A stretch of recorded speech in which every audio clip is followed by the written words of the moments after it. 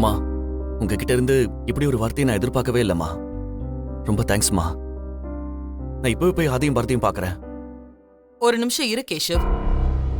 உன்கிட்ட ஒரு முக்கியமான விஷயம் சொல்லணும். சொல்லுங்கம்மா, என்ன விஷயம்? கேஷவ், கோவில்ல நடந்ததுல ஒரு நல்ல விஷயம். பாரதியை விட ஆதிக்கு பொருத்தமான பொண்ணா வேற யாரும் இருக்க முடியாது.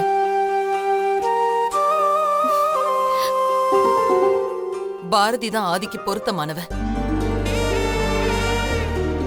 ஆனா அதே சமயத்துல காஞ்சிபுரத்துல என் பையனை கொலை பண்ற அளவுக்கு இங்க யாரோ இருக்காங்க. அவங்க திட்டம் போட்டு ஆதிய கொலை பண்ண பிளான் பண்ணிருக்காங்க. இன்னைக்கு தோத்து போனதுனால ஆதிய அப்படியே விட்டுட மாட்டாங்க. கண்டிப்பா மறுபடியும் ஆதிய கொலை பண்ண முயற்சி பண்ணுவாங்க. ஆதி இனிமே காஞ்சிபுரத்துல தான் இருக்க போறான். அவன் உயிருக்கு ஆபத்து இருக்குன்னு தெரிஞ்சும் இந்த விஷயத்தை அப்படியே விட்டுட முடியாது. கேஷவ், நம்ம கம்பெனிக்கு ஃபேவரா இருக்கிற போலீஸ் அபிஷியல்ஸ் கிட்ட பேசி இந்த பிளானுக்கு பின்னாடி யார் இருக்காங்கன்னு உடனே கண்டுபிடிச்சாகணும். ஏன்னா எதிரிய உள்ளூர்ல வச்சுக்கிட்டு நிம்மதியா வாழ முடியாது. அம்மா, புரியுதுமா, நான் பாத்துக்கிறேன்.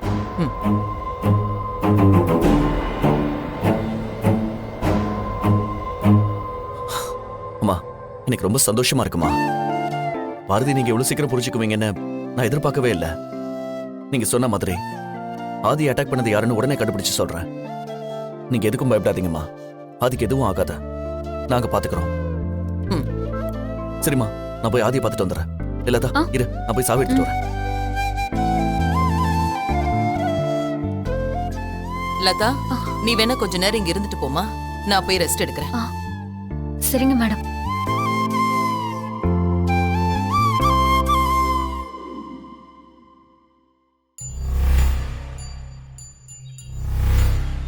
என்ன துரை இப்படி சொதப்பிருச்சு? டேய், நம்ம போட்ட திட்டம் தானே சொதப்புச்சு.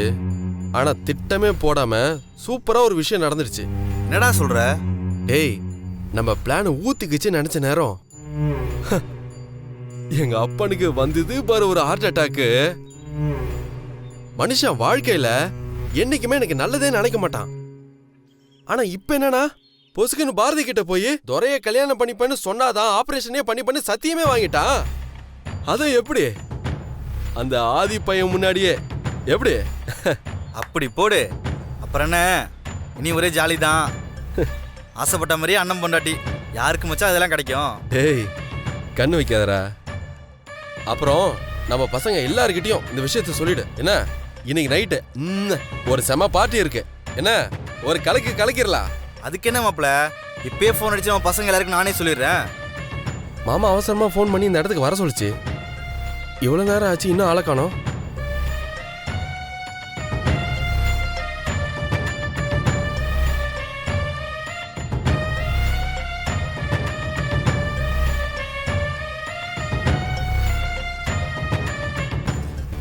என்ன இருந்தாலும் ஃபோன் எடுக்க மாட்டேங்கிறாரு. சரி மச்சான், நீ கிளம்பு. நான் சொன்னதெல்லாம் ஞாபகம் இருக்குல்ல? இன்னைக்கு நைட்டு நமக்கு சரியான பார்ட்டி இருக்குன்னா. சரி கிளம்பு மாப்பிள, நான் பாத்துறேன்.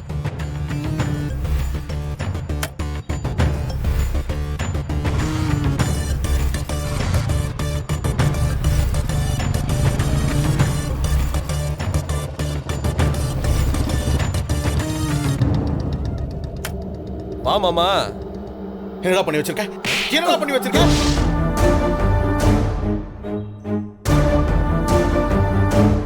என்ன மாமா, ஏன் இவ்வளவு கோவமா இருக்க?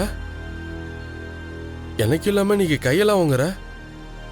நான் என்னமோ அப்பா பாரதி கிட்ட சத்தியமானதை நினைச்சு அதை பத்தி சந்தோஷமா கேட்க வந்திருப்பேன்னு நினைச்சா, நீ என்னடானா அடிக்கிற? நீ பண்ண காரியத்துக்கு உன்னை பிடிச்சு கொஞ்சம் வாங்கடா. எதுக்காகடா ஆதியை கொண்டுறதுக்கு கால் செட் பண்ணி அனுப்புனேன்?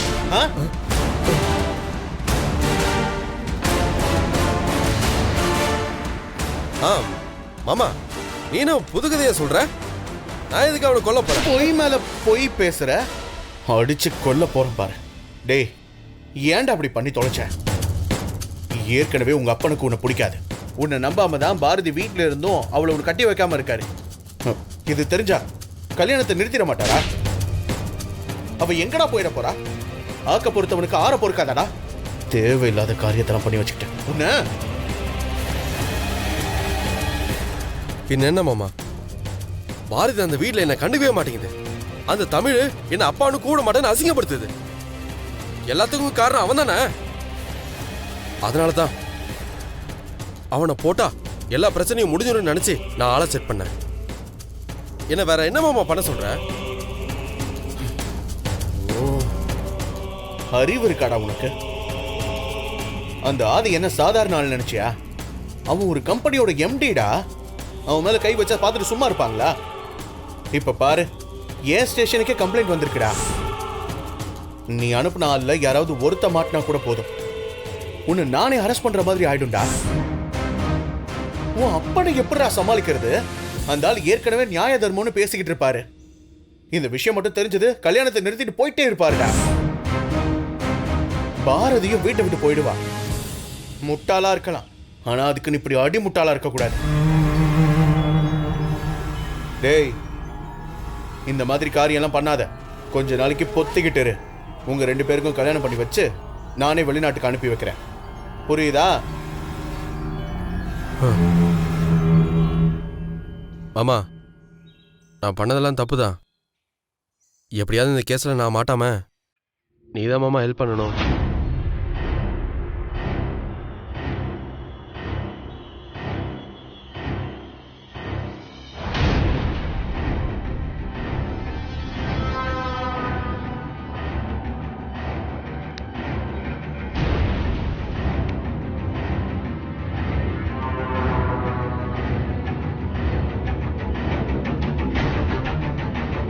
சரி விடு, என்ன பண்றது?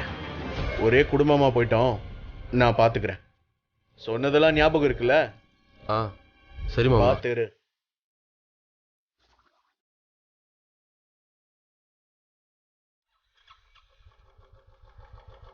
வழி விடுறா.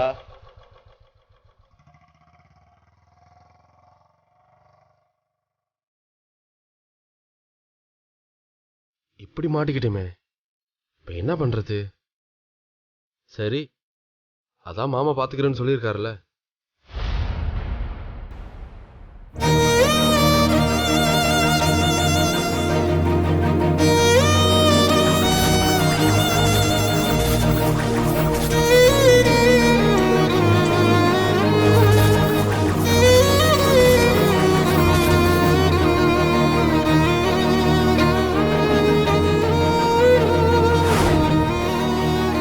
நம்ம 2 பேரும் பிரிஞ்சிடலாம் ஆதி. நான் லவ் பண்ற பாரதிக்கும் இந்த பாரதிக்கும் எந்த சம்மந்தமும் இல்லை. என்னோட காதல் இனிமே உங்களை தொந்தரவு பண்ணாது.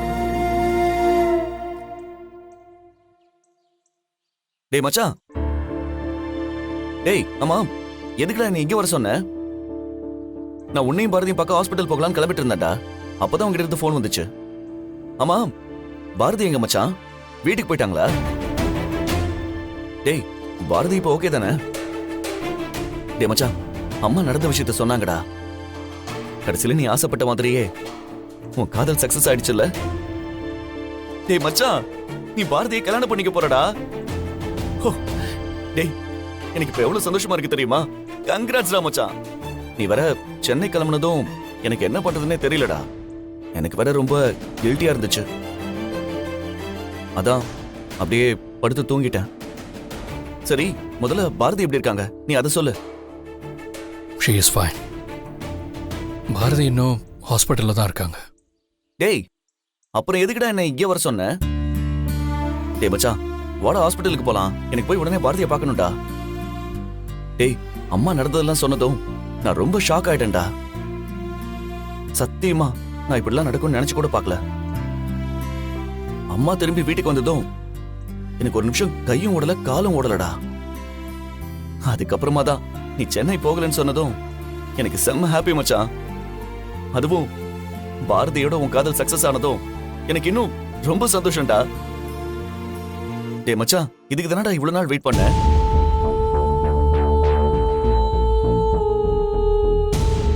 டேய் மச்சான், are you all right?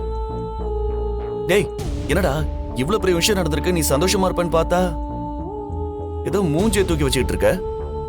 டேய் என்னடா ஆச்சு மச்சான்? உனக்கு ஏதாவது உடம்பு சரியில்லையா? அதெல்லாம் விட. சரி மச்சான் வா, போய் பாரதியை பார்க்கலாம், வாடா. பாரதி இனிமே பார்க்க முடியாது கேஷவ்.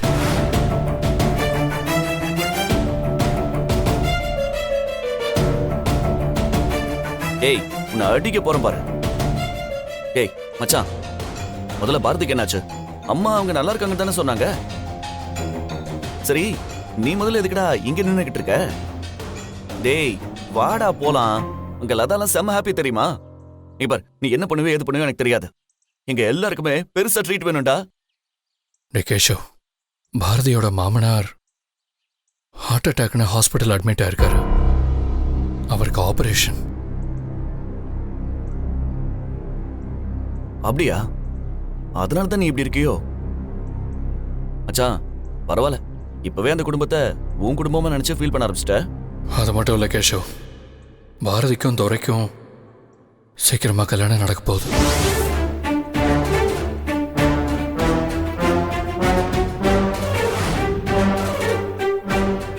ஏய் என்னடா பேசிட்டு இருக்க நீ? உனக்கு என்ன பைத்தியமா பிடிச்சிருக்க? ஏய் மச்சான், இப்பதான்டா அம்மா வந்து சந்தோஷமா உனக்கும் பாரதிக்கு கல்யாணம் பண்ணி வைக்கிறேன்னு என்கிட்ட பேசினாங்க.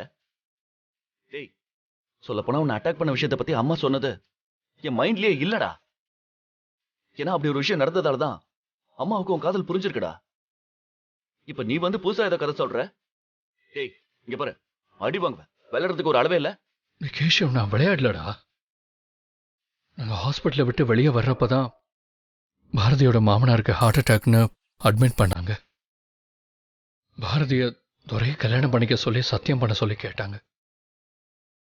பாரதியும் சத்தியம் பண்ணிட்டாங்க. இனிமே என் வாழ்க்கையில அவங்க இல்லைன்னு சொல்லிட்டாங்கடா. டேய் அப்ப நீ அங்கதான் இருந்தியா? சொல்லுடா. போட்டோங். அப்பவே உங்களை பத்தி சொல்லி தொலைக்க வேண்டியதானே? ஆமா, 2 பேரும் பெரிய தியாகிங்க. சாக்ரிஃபைஸ் பண்றீங்களா? டேய் யாருக்காகடா? யாருக்காக இதெல்லாம் பண்ணிட்டு இருக்கீங்க? பைத்தியமாடா 2 பேருக்கும்? பெரிய இவன் வர நீ. எனக்கு வர கோவத்துக்கு என்ன பண்றதுன்னே தெரியல.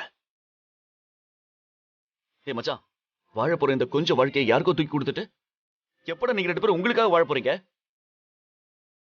நீங்க 2 பேரும் மனசு ஃபுல்லா காதல வச்சுக்கிட்டு எப்படிடா உங்க 2 பேரால இப்படி பண்ண முடிச்சது? சரி பாரதி எப்படிடா ஒத்துக்கிட்டாங்க அதுக்கு? மனசு ஃபுல்லா ஒண்ணு வச்சுக்கிட்டு போய் துரையை கல்யாணம் பண்ணிக்க போறாங்களா? என்னடா பேசுற?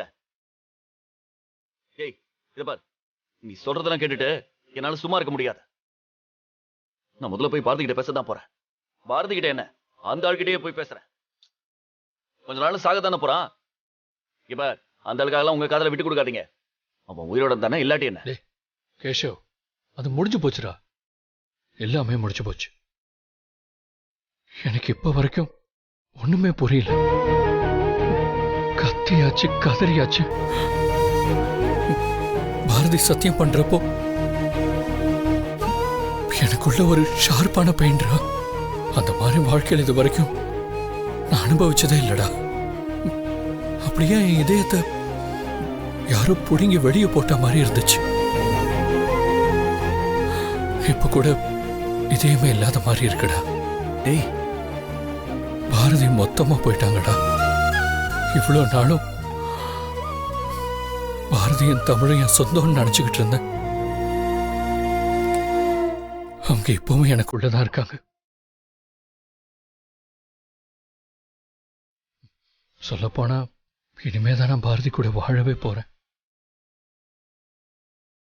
எனக்கு மட்டுமே தெரிஞ்ச என் பாரதியோட. ஆசைப்பட்டதெல்லாம் கிடைக்க லக் வேணும்டா. என் லைஃப்ல நான் இது வரைக்கும் எதுக்குமே ஆசைப்பட்டதில்லை. ஆனா எனக்கு எல்லாமே கிடைச்சது. நான் ஆசைப்பட்ட ஒரே விஷயம் பாரதி.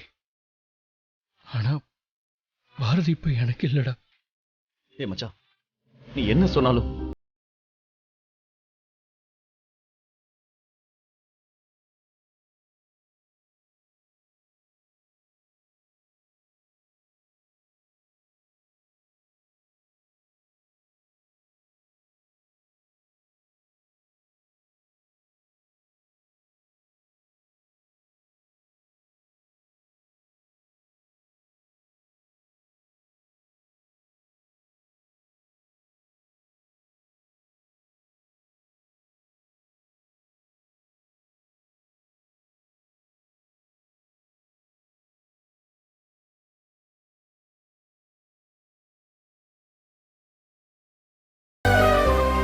அது எப்படின்னு எனக்கு தெரியலடா.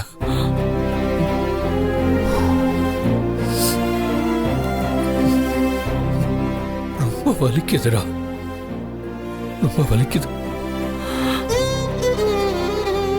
ஏய் மச்சான்,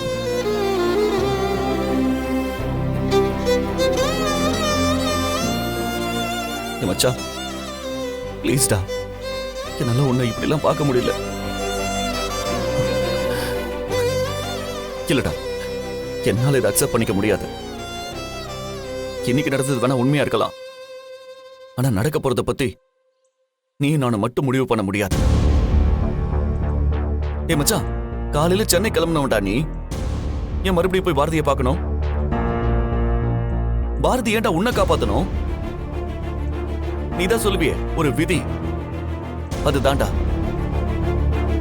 அது எப்பவும் ஒரு விளையாட்டு விளையாடும். ஏய், அதுக்காக அதுதான் முடிவுன்னு அர்த்தம் இல்லடா. ஏய் மச்சான், இங்க பாருடா, உன் காதல் உண்மைனா கண்டிப்பா ஒரு மேஜிக் நடக்கும்.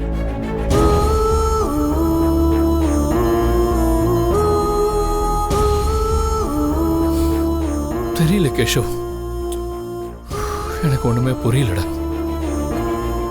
நீ சொன்ன மாதிரி மேஜிக் பாரதி விஷயத்துல எனக்கு நடந்துகிட்டே தான் இருக்கு. ஏய், சின்ன வயசுல என் வீட்டில் வேலை செய்யறவங்க கோலம் போடுறப்போ நான் வேடிக்கை பார்ப்பேன். ஒரு சின்ன புள்ளியில ஆரம்பிச்சு எப்படியோ வந்து கடைசியில அழகா முடிப்பாங்க. அது ஆச்சரியமான விஷயமா இருந்துச்சு.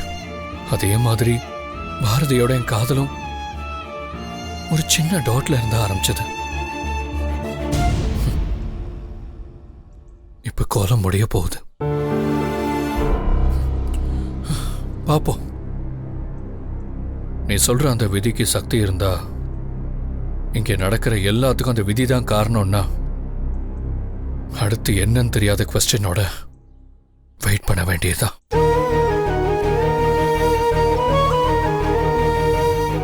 ஆனா எனக்கு நம்பிக்கை இருக்குடா.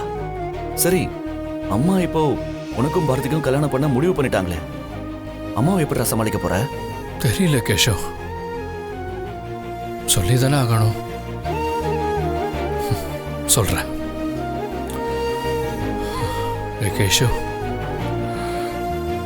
ரொம்ப பசிக்குதுடா. ஏய் வா, ஏதாவது சாப்பிடலாம். ஏய், என்னடா? வா மச்சான், எல்லாம் சரியாயிடும். நீ